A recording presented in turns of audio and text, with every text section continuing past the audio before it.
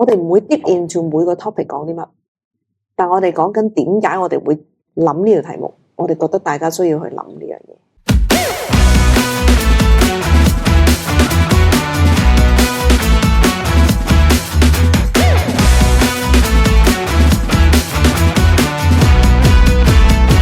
歡迎大家收聽我哋新一集嘅 Why Struggle 啦，咁我好開心咧可以邀請到阿 Anchor 上嚟啦，同我一齊傾下偈啦。我哋因為嚟緊有個新 project，咁啊希望可以俾到大家一啲啟發啦。Anchor， 咁啊其實我哋而家之前我哋都見到好幾次啦，其實我哋都傾緊即係希望可以大家合作搞到個 project 啦。但係咧我都想去了解你多少少嘅，即係過往都冇話真係好 get close to 你即係過往嘅 background 啦。咁當然我知道即係你過往係一間好大嘅公司嘅高層啦，咁亦都幫咗好多唔同嘅老闆啊，甚至好多叻嘅人啊。咁不如你介唔介意可以講下其實係你過往嘅資歷係點嘅咧？好啊，因為其實真係都好開心有呢個機會同你一齊合作啦。咁我本身咧做咗打工啦，打工已經打咗成20幾年㗎啦，即係都有一定嘅即係資歷喺度㗎啦。依然都好靚，依然都年青。多謝。咁我好好彩嘅，因為我啱啱畢業嘅時候咧，咁我個 degree 咧其實係讀 marketing 嘅。咁好彩已經入咗去一啲好大嘅機構嗰度做。咁當中有唔同嘅經歷啦。咁嗰經歷當中咧嘅 industry 都有，又喺銀行啦，又喺一啲大嘅跨國公司啦。咁每一個經歷都俾我學習到好多嘢。喺嗰20幾年裏邊咧，一啲比較特別啲嘅咧，就係我做過一啲公司咧，我有做過 merger and acquisitions， 高呼嗰啲 ups and downs。因為 merger and acquisitions 裏邊其實好多時完咗個 project， 有啲人會諗到，喂，被 redone 係一件好慘嘅事，即係被裁走啊，因為個 merge 之後冇咗個崗位。咁我自己都高呼過幾次，但係當你 look back 咧，其實喺個過程當中預備咗好多我嘅skills 啦，同埋 experience。咁我其實而家我自己開嘅公司咧，開咗4年啦。咁而家就主要幫中小企，亦都喺我過往嘅大 corporate 裏邊嘅經驗裏邊咧，帶到好多嘢，係令到而家我可以幫到一啲中小企嘅老闆去，尤其是經歷而家即係全球經濟啊 COVID 之後啊。其實好多嘢係可以 contribute 到，咁我覺得好開心嘅，變咗係而家係我啦。咁我本身亦都讀咗一個 HR 嘅 master degree 啦，咁所以變咗喺我每日嘅工作裏邊 ，marketing 同埋 HR 都係好相連貫。我覺得個重點就係都係對人，都係對人。你唔同嘅行業都係對人，你唔同嘅工作嘅領域裏邊，其實都係人。人係一個好重要嘅嘢，你處理得好。就係唔係自己單打獨鬥，係一個團隊，要 work together as a team。咁然後先至係，尤其是而家咁多 tough 嘅 situations 咧，一定係 as a team 要 go through everything。咁我覺得呢個係幾有興趣嘅嘢，亦都因為咁咧，我覺得如果我哋可以有多啲機會，即係 work together，去多啲分享，即係大家都唔介意，即係將一啲自己經歷啊、自己嘅睇法啊啲分享咧，其實對大家都會有幫助。係啊，即係同你傾完偈之後咧，都我自己一個好大嘅啟發嘅。點樣？咁我自己嘅 background，我之前同你講過啦，我都係一個 corporate world 出嚟啦。咁其實 corporate world 好簡單嘅，就係做好自己嘅本分，或者自己應該要做嘅嘢，你點樣去再做多100% or maybe 200% more， 係咪？咁你就可以表現到自己，而你就可以晉升到。咁但係咧，我過往嘅經歷就係因為我都係啲 dot line 嘅 management。咁但係當我而家跳咗出嚟，然之後12年前啦，我入咗個保險呢個行業啦。咁保險好好嘅地方就係，除咗佢係一個 sales 嘅行業之外，其實佢都係一個創業，因為你可以帶團隊啦，你可以 build 你嘅 empire 啦咁樣。咁但係咧，即係喺呢10年裏邊，我就發覺原來你做一個 top sales 其實唔等於你係一個好嘅 leaders。OK，即係原來 people management 呢一樣嘢係一個 completely 一個 skill set。咁即係同你傾完偈之後咧，就更加令到我啟發就係我哋點樣可唔可以有啲 chemistry 出咗嚟，而可以真係有一啲 project 我哋做到，希望即係幫到觀眾之餘，都其實幫緊我自己嘅。to be honest，即係我而家經歷緊嘅嘢啦，即係喺我嘅工作上邊啦，即係呢個真係即係好大嘅啟發嘅 for through 你嘅 share。咁所以咧，今日咧其實即係我哋之前咧。都做咗啲功夫啦，係咪啊？咁今日所以我哋即係呢個傾偈咧就唔同過往嘅，即係唔係話即係大家可能而家睇緊或者聽緊咧，就會過往聽咧都可能係好似好 prepare 一個傾偈，但係其實今日咧我哋真係做足功課 ，OK， 但係咧啲功課未做完嘅，所以咧我哋頭先就係傾就話喂，其實不如真係我哋 discuss 緊啲功課嘅過程咧，其實已經好多價值啊，所以今日就好想就係喺呢啲好真係好真實嘅角度咧，我哋去傾每一樣嘢咁啊，當然啦。大家其實睇緊嘅話咧，背後成日都會覺得，尤其我啲朋友啊，即係你哋成日聽咧，因為拍緊嗰個咧，其實都係我同 Anchor 嘅朋友嚟嘅。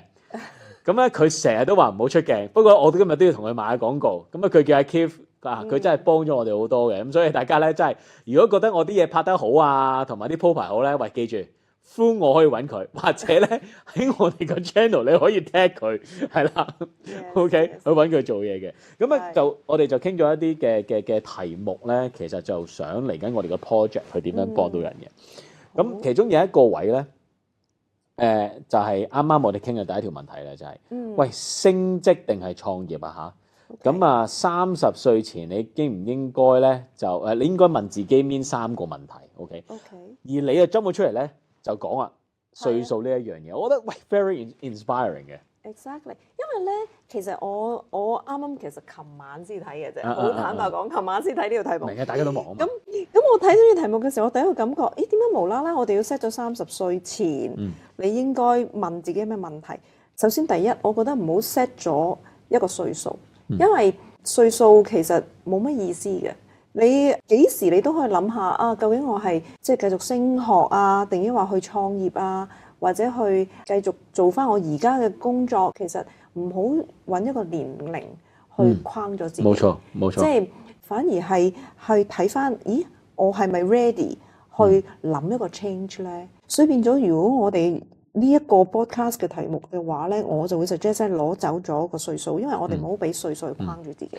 係，同埋頭先你有講一樣嘢就係咧，當我哋有個歲數框咧，頭先我哋講點解會有歲數嘛？係因為好多時而家社會上我哋都會講嘅，一個20零歲嘅年青人咁啊去拼勁，咁啊大約咧，如果佢去到30歲嘅話咧，就係佢 either 咧就繼續衝上去，一係咧佢就諗咧喺呢個轉捩點先會唔會一個 make a changes。但係你表達一樣嘢好好嘅，我都想即係呢度去分享翻俾大家聽嘅就係你講就係話唔係一定 struggle 而去 change 嘅。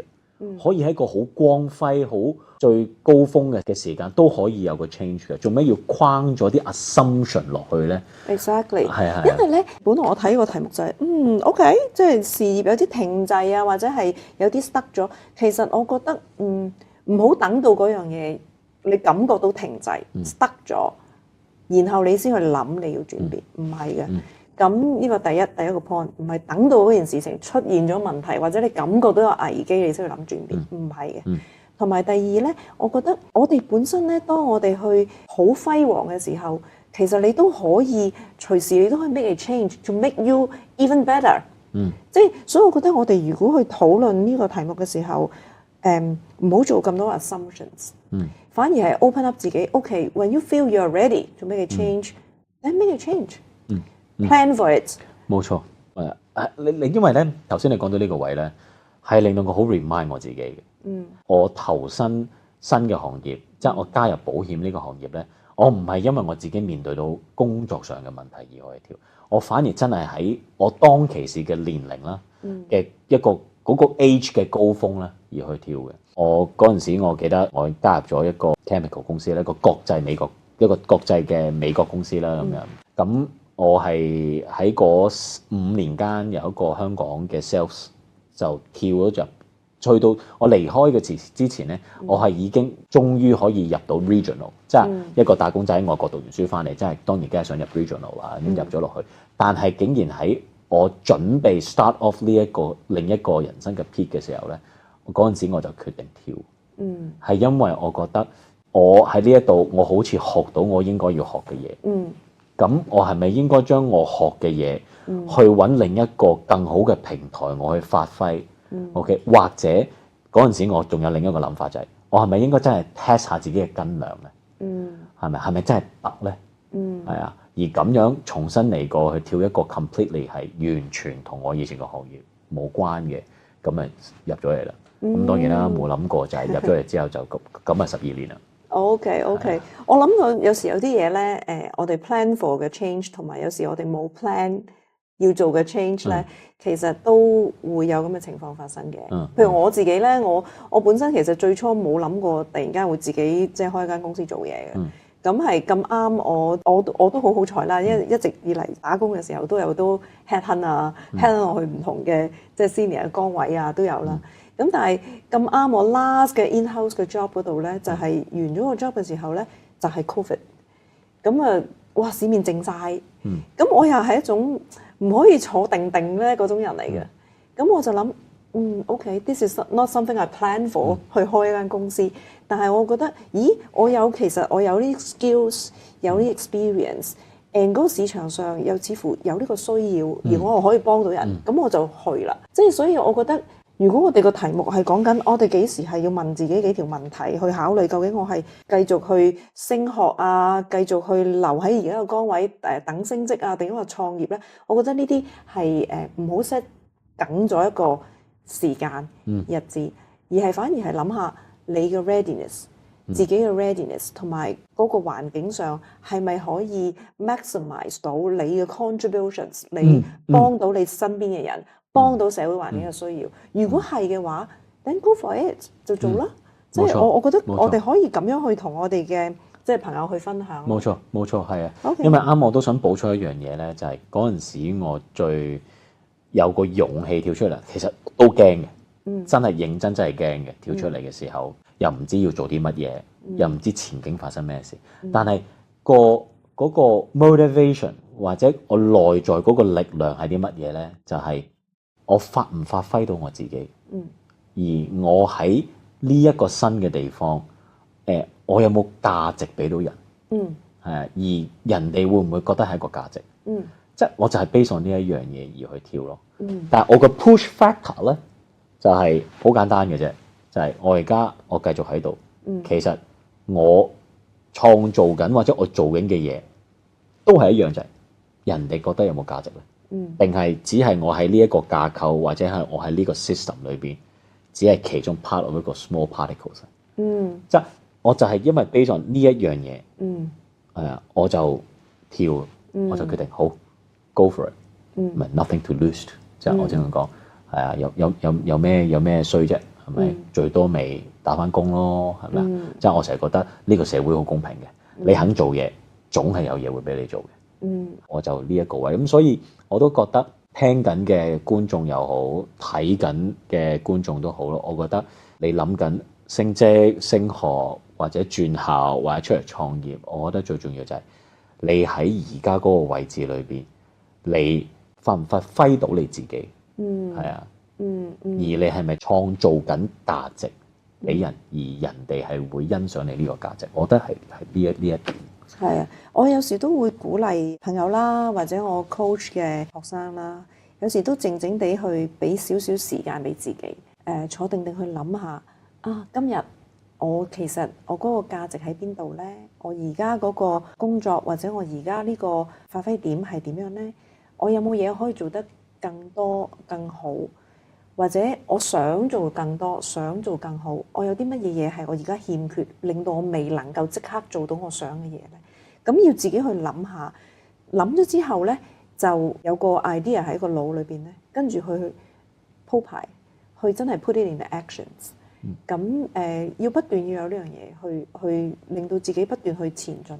無論你而家係廿幾歲、10幾歲或者40幾歲，就算你60、70歲，唔好 stop by 嗰個 age。